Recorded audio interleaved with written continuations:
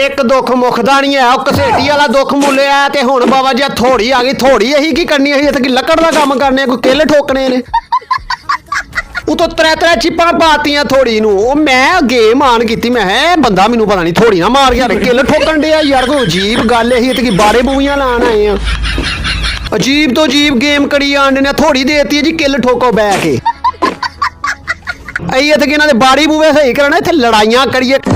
मैनू तो हुण हैरानगी अगों किते घर कांडी कुंडी ना कर छड़न के पीक नूं प्लस्तर भी करन लग पण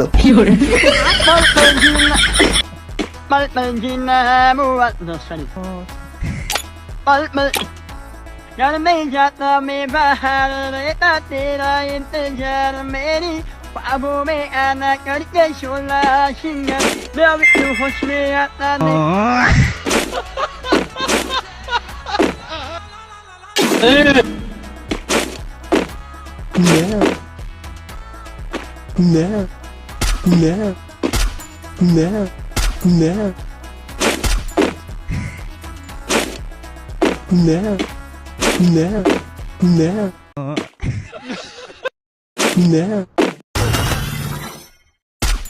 No.